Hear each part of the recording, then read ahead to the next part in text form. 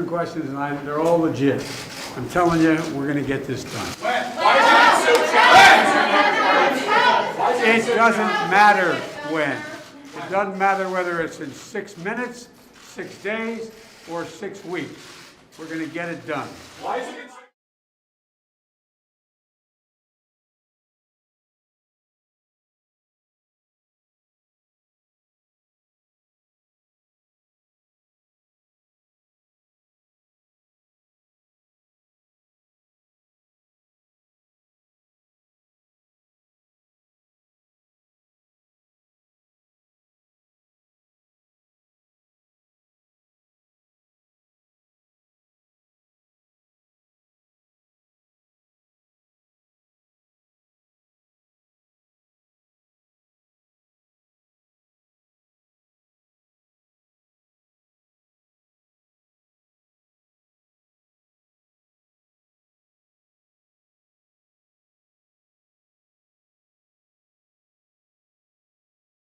Good evening, everybody. This is Steve Fletcher with the Trumpet for My People.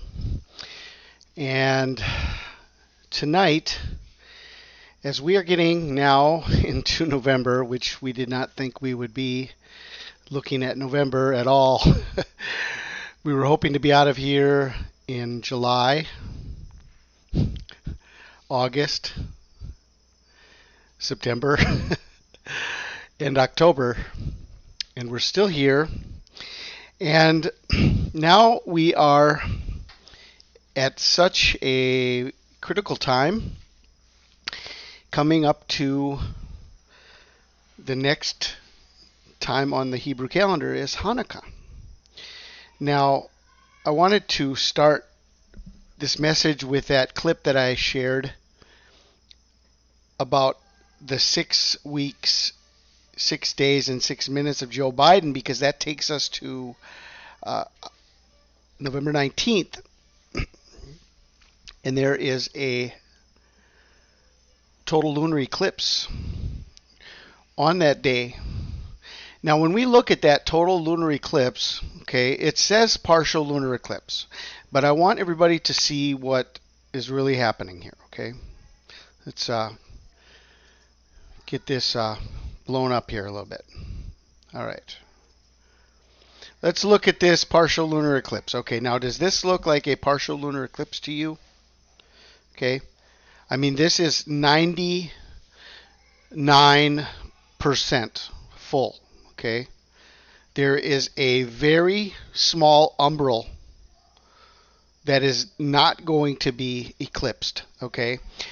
For all intents and purposes, this is 100% a blood moon. November 19th is 100% a blood moon, okay? Now,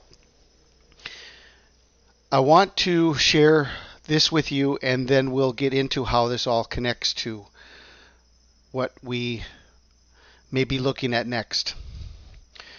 Okay, let's take a look at the history of the Hanukkah story and see what we have here, okay? The Hanukkah story is almost unknown among most Christians, and yet Hanukkah is historically the best documented of all the biblical feasts.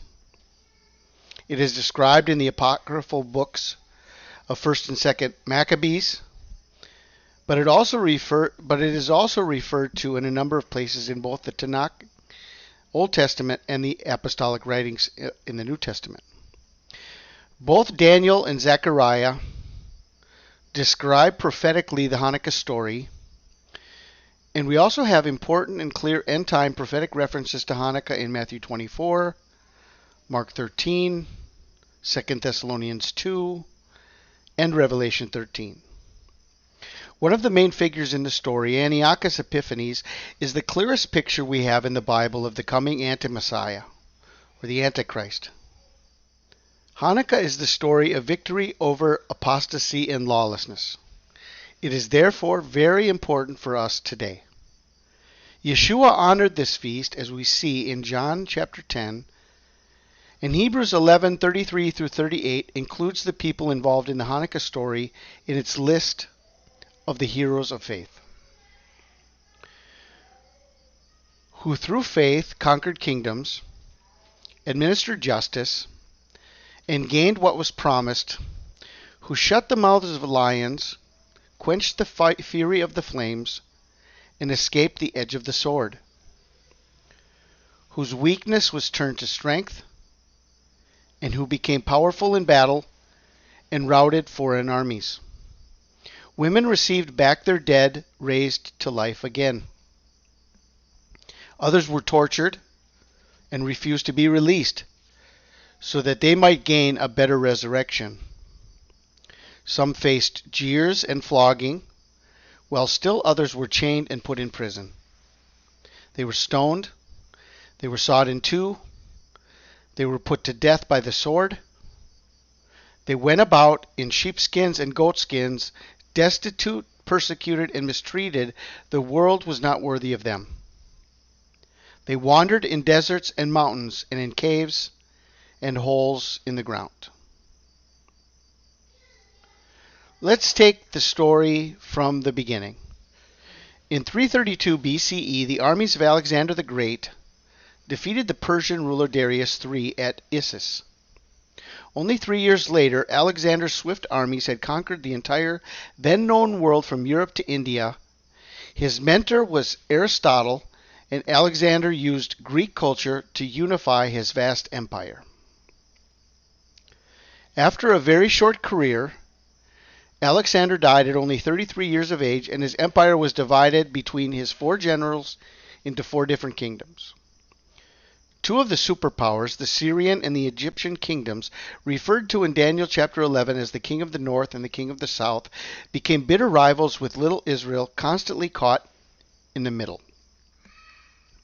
In 171 BCE, Antiochus IV ascended the throne in Syria. Daniel 11:21. He was a very evil ruler, full of pride, and he took the name Antiochus Theos Epiphanes, or Antiochus Epiphanes, meaning God manifest. He worked hard to Hellenize his subjects by forcing them to adopt the Greek culture and religion. As a result, 2 parties developed in Israel. The first wanted to adapt to the Greek influence, while the second was committed to stay pure and faithful to the covenant. The high priest's own brother was among the Hellenists, and he even changed his name from Yeshua to the Greek name Jason. By offering Antiochus a bride, he received his help to become high priest instead of his brother, eventually killing his brother. The apostasy described in Daniel 11:32 was in full swing. With flattery, he will corrupt those who have violated the covenant, but the people who know their God will firmly resist him. The apostate Jason went on to build a Greek gymnasium in Jerusalem, where the men performed nude according to Greek fashion, and a temple to the Greek god Phallus. He also enrolled the people of Jerusalem as citizens of Antioch, the capital of Syria. An even more fanatical Hellenist named Menelaus paid an even larger bribe to Antiochus to become high priest instead of Jason. Menelaus was not even of a priestly family, and in order to pay his promised bribe, he had to sell the golden vessels from the temple. At this time, the ambitions of Antiochus Epiphanes had grown, and he set out to conquer the world and revive the entire empire of Alexander. Eventually, Rome stopped him in his tracks, and in anger he began to turn against the Jewish people, destroying Jerusalem and killing thousands. Daniel had prophetically foretold almost 400 years earlier exactly what had happened. Ships of the western coastlands, Rome, will oppose him, and he will lose heart. Then he will turn back and vent his fury against the Holy Covenant. He will return and show favor to those who forsake the Holy Covenant. His armed forces will rise up to desecrate the temple fortress and will abolish the daily sacrifice. Then they will set up the abomination that causes desolation. On Kislev 15, 168 BCE, Antiochus Epiphanes erected a statue of Zeus, but with his own face on top of the holy altar in the temple. 10 days later, on Kislev 25, the birthday of Zeus, he offered a pig on this altar. He sprinkled its blood in the Holy of Holies and poured out its broth over the Torah scrolls before he cut them to pieces and burnt them. The temple was converted to a shrine to Zeus. Antiochus then went on to issue a death sentence over anyone who observed the Sabbath, kept the biblical dietary laws, was circumcised, or even studied the Torah. Whole families were put to death. Babies were hung around their mothers' necks, and they were thrown from the walls of the cities as thousands became martyrs for their faith. One of them said before he died, "It is good, being put to death by men, to look for hope from God, to be raised up again by him." 2 Maccabees 7:14. Hebrews 11:35 says, "Others were tortured and refused to be released, so that they might gain a better resurrection." The deliverance. Eventually, the deliverance began with one righteous and godly father. Daniel 11:32 says, "With flattery he will corrupt those who have violated the covenant, but the people who know their God will firmly resist him." Or as it also can be translated, "The people who know their God shall be strong and carry out great exploits." When Antiochus' soldiers came to the little town of Modin, close to Jerusalem, they built an altar to Zeus. Then they assembled all the townspeople and ordered an old priest named Mattathias to sacrifice a pig on it. Mattathias refused. But an apostate priest stepped forward in his place in order to perform the abomination. Enraged, Mattathias grabbed the sword of the closest Syrian soldier and killed him. He then rushed forward and also killed the apostate priest upon the altar. In the commotion that followed, his 5 sons followed his example and overpowered the other Syrian soldiers, killing all of them. The people fled to the mountains to avoid Antiochus' revenge. The revolt, however, spread. The old priest, Mattathias, died of exhaustion and sickness after 1 year, but Judah, one of his 5 sons, who was nicknamed the Maccabee, or the Hammer, because of his military might, succeeded him. After 3 years of hard guerrilla warfare, the small band under Judah, the Maccabee, and his brothers was able to throw out the Syrian forces after 2 stunning victories in open battle.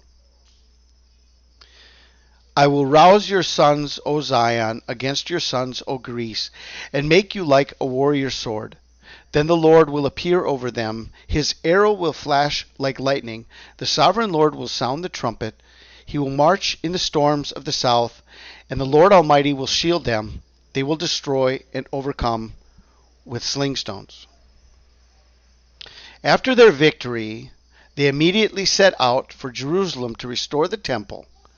On Kislev 25, 165 BCE, exactly 3 years after the temple had been defiled, they rededicated the altar to the Lord. There was only enough holy oil for the menorah to last for 1 day. But according to tradition, the oil miraculously lasted for 8 days until the new oil had been produced. Whether this is true or not, the Most High had for sure done a great miracle, in that a tiny nation had overcome the superpower of the day and gained an independence that lasted almost 100 years. And as the saying goes during Hanukkah, Nes Gadol Haya Sham, a great miracle happened there, or here if you live in Israel. Okay. This is the story that I wanted to leave with you, this link here, this information about the Hanukkah story, okay? But I want to show you how this is connecting to where we are right now, especially leading up to the day of the altar that was put within the Holy Temple. On Kislev 15, 168 BCE, Antiochus Epiphanes erected a statue of Zeus, but with his own face, on top of the holy altar in the temple. 10 days later, on Kislev 25, on the birthday of Zeus, he offered a pig on this altar. He sprinkled its blood in the Holy of Holies and poured out its broth over the Torah scrolls before he cut them to pieces and burnt them. The temple was converted to a shrine to Zeus. Okay, Kislev 15. Now, what do we have coming up here on November 18th and 19th? As we have shown you, this partial lunar eclipse is actually a 99.9% total lunar eclipse. For all intents and purposes, this is a blood moon. Okay. And what is this day on the Hebrew calendar? Okay. The Hebrew calendar, I mean, if we go back in history and we look, all of these stories from the past and all of the stories that we can understand in the Bible are according to the Hebrew calendar. Okay. The 15th of Kislev is the day of this blood moon. Okay. This new blood moon here that's coming up in 14 days from now is the 15th of Kislev. Okay.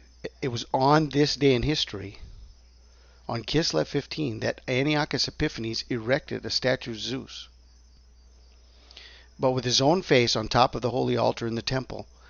10 days later, on Kislev 25, the birthday of Zeus, he offered a pig on this altar. Okay. So if we go from the 15th of Kislev and we go forward 10 days,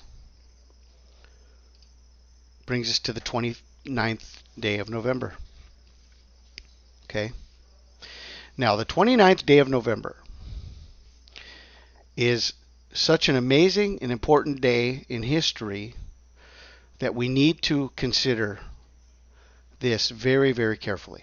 Okay? November 29th, 2021. If we go back to November 29th, 1947, and we're going to see that this is the actual first piece of the puzzle in the rebirth of Israel. Even before they were reborn on May 14th, 1948, the United Nations partition plan for Palestine was a proposal by the United Nations which recommended a partition of mandatory Palestine at the end of the British mandate. On 29th November 1947, the UN General Assembly adopted the plan as Resolution 181. Okay? The United Nations partition plan for Palestine. Okay? Now, how does this connect us with 2021? Okay? From 1947 to 2021, 74 years to the day. This is the 74th birthday of the Palestinian partition plan. Okay? 74 years. So we have the 70 years of Israel, and then we have the 4 years of the fig tree. Exactly. To the day. From the United Nations partition plan for Palestine. 70 years bringing us to November 29th, 2017, and then 4 years bringing us to November 29th, 2021. He spake also this parable. A certain man had a fig tree planted in his vineyard, and he came and sought fruit thereon, and found none. Then said he unto the dresser of his vineyard, Behold, these 3 years I come seeking fruit on this fig tree, and find none. Cut it down. Why cumbereth it the ground? And he answering said unto him, Lord, let it alone this year also, till I shall dig about it, and dung it. And if it bear fruit, well, and if not, then after that thou shalt cut it down. Okay, so we have the 70 years of Israel, the fig tree, the 70 years of fig tree. Then he's coming looking for fruit. He's planting the tree. He's coming looking for fruit for 3 years, and then it gives the tree 1 more year. So there's the 70 years of Israel plus 4 years, and it's the 74th birthday from the Palestinian partition plan. Okay. Now this connects us with the 15th of Kislev and this heavenly sign of this moon that's 99. Now is this the sign of him leaving the 99 to go get the 1? It's a blood moon with 99%. I mean, look at what's left here of this moon. Okay, this is a 99% blood moon. Okay, and he said he would leave the 99 and go get the one. Okay, and so this is a very huge sign in the heavens on the day of the abomination, the 15th of Kislev. Okay, there's 2 days of the abomination between the 15th of Kislev and then 10 days later. Now, here's the interesting thing that is within the story of Hanukkah. It's the 10 days from Kislev 15 to Kislev 25. Okay, and what does it say in Revelation 2:10? Fear none of those things which thou shalt suffer. Behold, the devil shall cast some of you into prison, that ye may be tried, and ye shall have tribulation 10 days. Be thou faithful unto death, and I will give thee a crown of life. Okay? So the clip I showed you at the beginning, Joe Biden said, it does not matter when, we will get it done. It doesn't matter if it's in 6 minutes, 6 days, or 6 weeks. Okay? Now, he said that on October 1st, and that takes us 6 minutes, 6 days, and 6 weeks takes us exactly to November 18th. And the partial lunar eclipse is November 18th and 19th. Okay, so overlapping, starting before midnight on November 18th, taking us across midnight into the 19th, this is the time frame of the 15th of Kislev. Okay, 15th of Kislev. Now, going forward 10 days takes us to the 29th of November. Now, this was the day of the abomination, when on Kislev 25, the birthday of Zeus, he offered a pig on this altar. He sprinkled its blood in the Holy of Holies and poured out its broth over the Torah scrolls. Before he cut them to pieces and burnt them, the temple was converted to a shrine to Zeus. Jesus said, when you see the abomination of desolation, according to the prophet Daniel, when you see the abomination, okay? And now this date of the abomination is lining up exactly with the 74th birthday of the Palestinian partition plan. November 29th, 2017, bringing us to November 29th, 2021. 70 plus 4 years. Now, going back to 2013, one of the greatest signs that really, I think, woke up more people than any of the end time signs, even before the blood moons. I mean, if you wanted to get people woken up to the blood moons that were coming, it was Comet Ison. Comet Ison was the wake-up call across the world. I mean, this was the hugest sign. The pictures that were coming out of this, and the absolute possibility and the thought of this actually rounding the sun and coming to Earth. I mean, this was so amazing. This comet was so amazing. And yet it went around the sun and it ended up disintegrating, disappearing, and it was lost. And we didn't know any more about Comet Ison. But at the time, not only myself, but so many other people were looking at Comet Ison and saying, this is the sign of the Son of Man. Ison. Comet Ison. The sun is coming. Comet Ison, the sign of the Son of Man. Many people across the world were looking at Comet Ison as a huge sign in the heavens, as a wake-up call. Now, in 2013, what was the big thing? It was Thanksgivika. Thanksgivika. It was the first time in so many years that Thanksgiving and Hanukkah came on the same day. But it was also the exact day that between November 28th and November 29th was the perihelion event. The big event of Comet Ison was the anniversary of the Palestinian partition plan. This was Comet Ison, pointing to November 28th and November 29th, all the way back in 2013, 8 years ago. Okay. So I had not even considered looking as far as the 15th of Kislev, the 19th of November. I hadn't considered looking at the blood moon, and I didn't want to go as far as Hanukkah because we want to be out of here now before this. But this piece of information that was sent to me earlier today about the 6 days, 6 minutes, and 6 weeks from October 1st, taking us to November 18th and 19th, and taking us to the blood moon, really got me thinking about all of this information. Okay, so what does the 25th of Kislev connect us to? It connects us to the exact day of the rebirth of Israel from the Palestinian partition plan, 70 years. It connects us 4 years with the parable of the fig tree. It connects us with the 10 days of tribulation from the 15th of Kislev to the 25th of Kislev, 10 days of tribulation.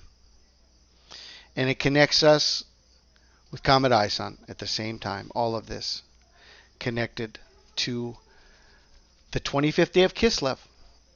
And this was the day of the abomination. And what did Jesus say?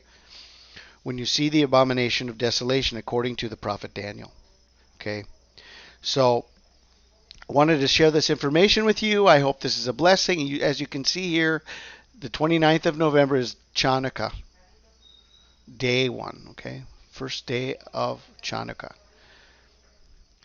Now I want to close this message out with a passage of scripture from Haggai chapter 2.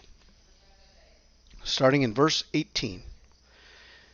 It's going to show us the day of the shaking exactly on the 24th day of the 9th month. Okay, 24th is Hanukkah Eve, November 28th, the 24th day of the 9th month. Okay, this is the Hebrew calendar that they are following. Okay, this is the calendar of Israel. Okay, this connects us with the abomination event, Kislev 15 here, with the blood moon.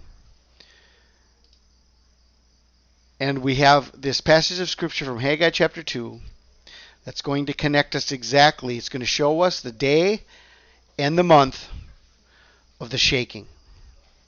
Consider now, from this day and upward, from the 24th day of the 9th month.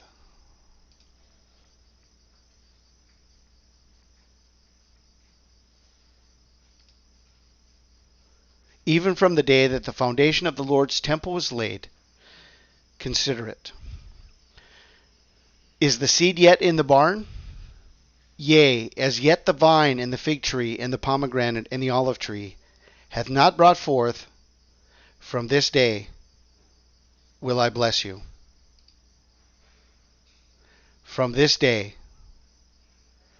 will I bless you. And again the word of the Lord came unto Haggai in the 24th day of the month, saying,